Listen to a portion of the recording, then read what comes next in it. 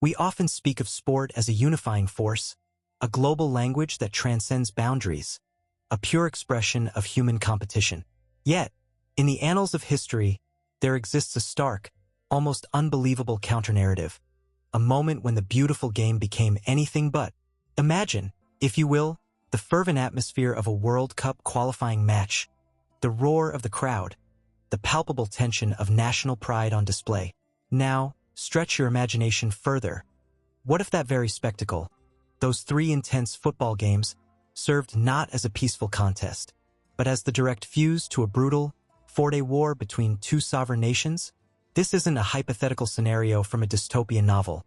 It is the chilling reality of the 1969 conflict between El Salvador and Honduras, colloquially, and perhaps chillingly, known as the Football War.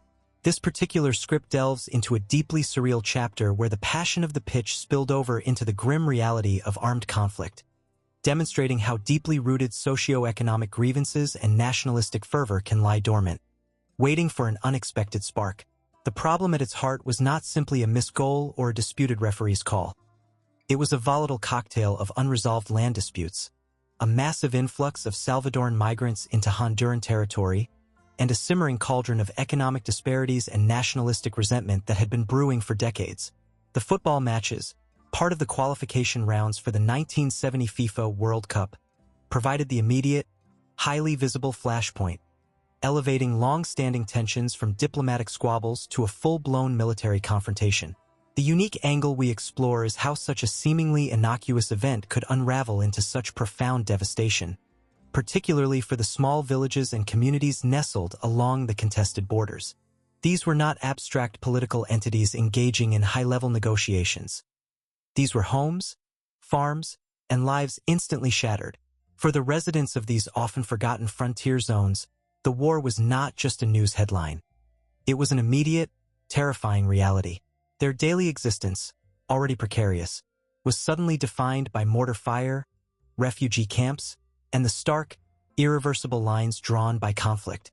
It is a powerful illustration of how the grand narratives of international relations often neglect the granular, human cost borne by those directly caught in the crossfire of larger geopolitical forces. This bizarre episode serves as a powerful cautionary tale, reminding us that no event, however seemingly trivial or celebratory, exists in a vacuum.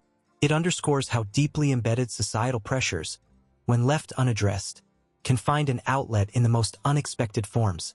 The collective emotion, the intense national identity wrapped up in a sporting event, became a conduit for long-suppressed anger and desperation.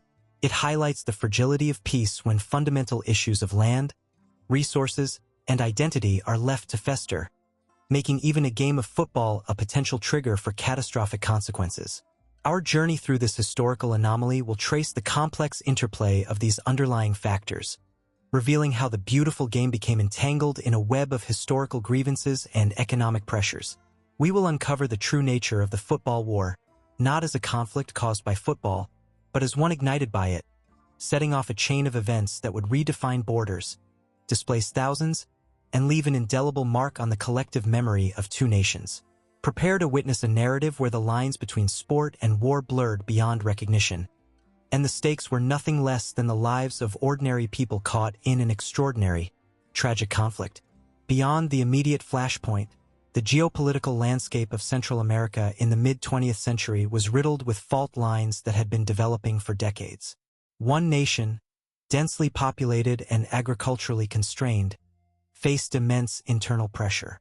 Its limited arable land, a legacy of historical land tenure systems, struggled to support a rapidly expanding populace.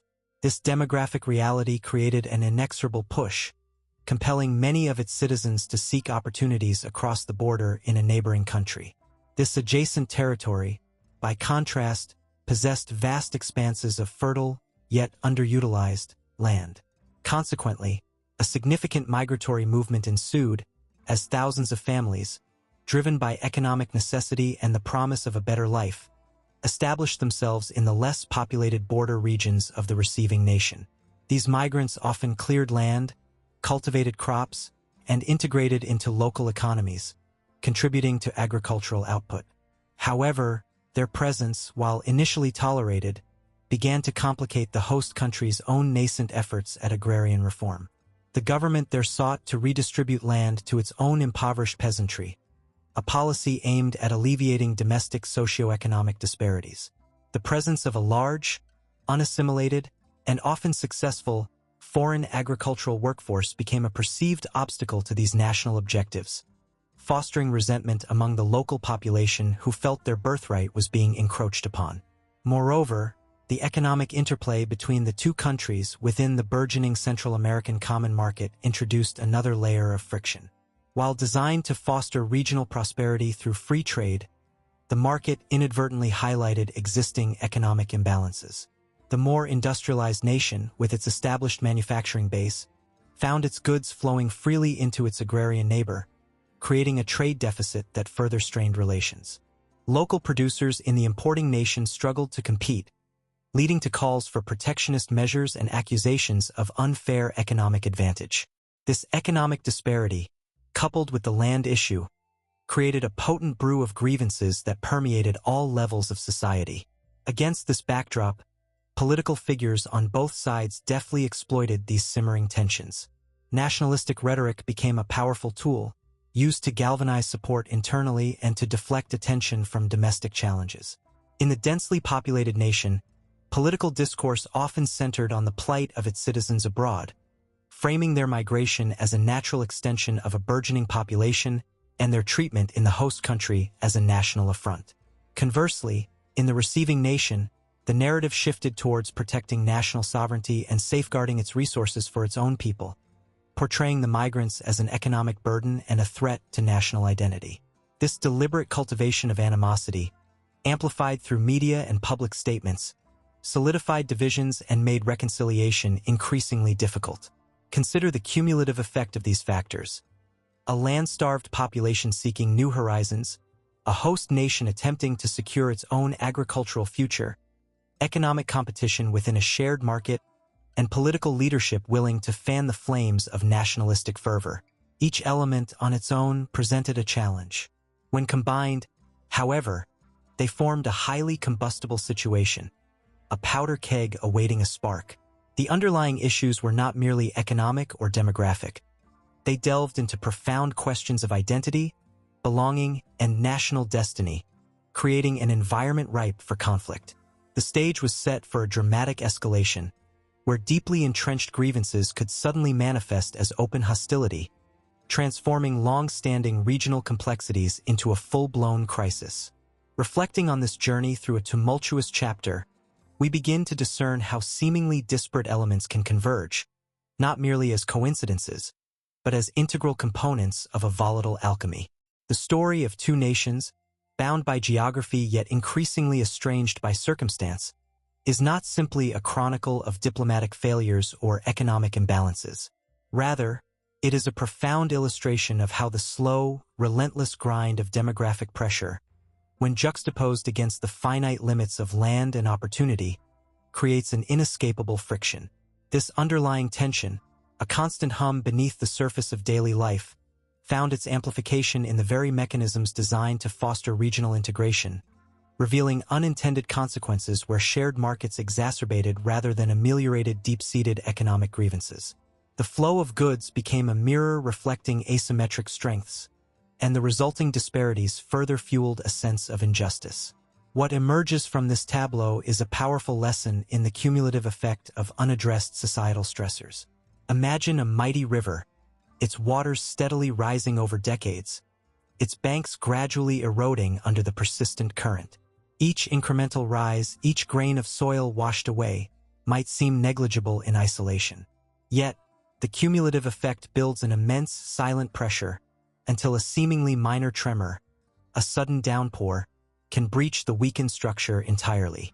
In this historical narrative, the shared passion for a game, a universal language of competition, became precisely that tremor, the final, decisive force that ruptured a long-compromised embankment. The emotional intensity of the sporting arena, a space where national identity is often expressed with unbridled fervor, transformed into a conduit for the release of decades of pent-up frustration and resentment. The human element, often overlooked in grand geopolitical narratives, stands starkly illuminated here.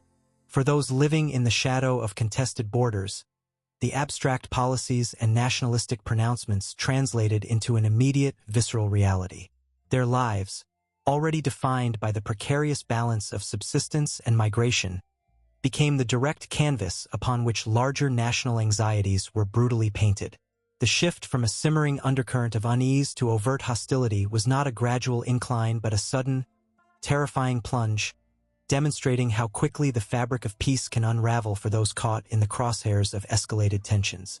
This singular event serves as a potent reminder that the consequences of systemic pressures, when ignited, are rarely confined to the political elite but cascade down, engulfing the most vulnerable. Drawing these intricate strands together, we see a compelling argument for the critical importance of addressing root causes with foresight and diplomacy, rather than allowing them to fester.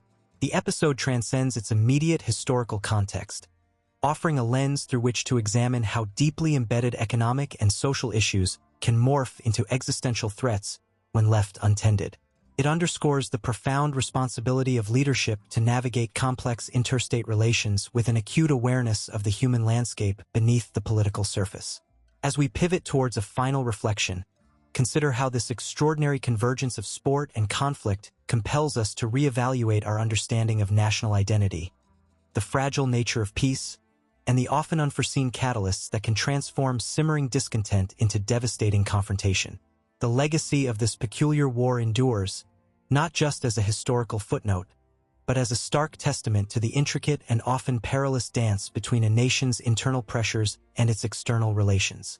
The extraordinary narrative of the football war stands as a haunting testament to the perilous interplay between national passion and deep-seated societal fractures. It challenges our fundamental assumptions about the nature of conflict, stripping away the simplistic notion that wars erupt solely from direct, overt aggression. Instead, this peculiar chapter in history unveils a far more intricate and sobering truth, that the most devastating conflagrations can be ignited by the seemingly innocuous, if the underlying terrain is already scorched by years of neglect and unresolved grievances. The roar of the stadium, intended as an expression of collective identity and sporting prowess, became, in this instance, the thunderclap preceding a storm, a vivid demonstration of how deeply embedded economic anxieties, demographic pressures, and political manipulations can find their explosive release through an unexpected conduit. What this singular event truly illuminates is the profound fragility of peace when fundamental issues of human dignity, resource allocation, and national belonging are left to fester. It was not the beautiful game itself that declared war, but rather the cumulative weight of unaddressed injustices, the desperate search for arable land, the economic asymmetries within a shared market, the exploitation of nationalistic fervor by those in power, that transformed a sporting rivalry into a brutal, four-day military confrontation.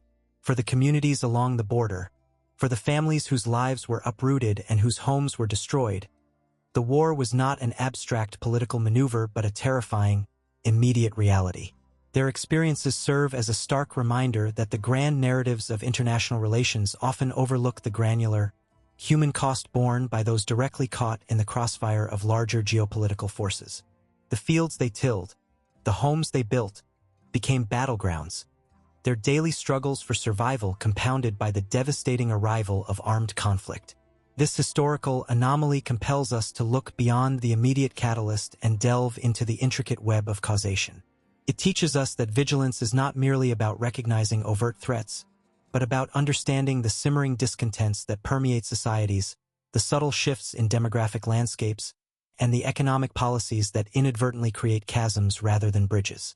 The football war serves as a powerful, enduring metaphor for the dangers of allowing complex socio-economic problems to metastasize, to become so deeply embedded that even a moment of shared national excitement can tip the balance towards catastrophe.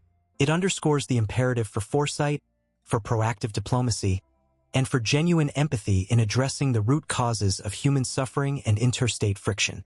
Ultimately, the enduring legacy of the football war is not just a curious anecdote of conflict, but a profound ethical and practical challenge.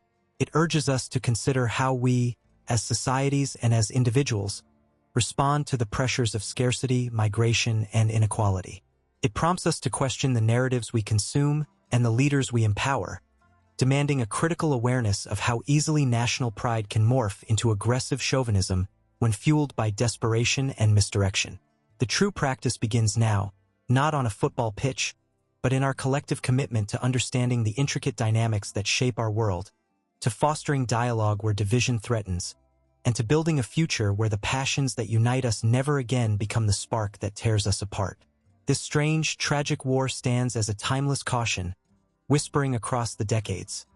The field of play can quickly become a field of battle if the deeper game of human dignity is lost.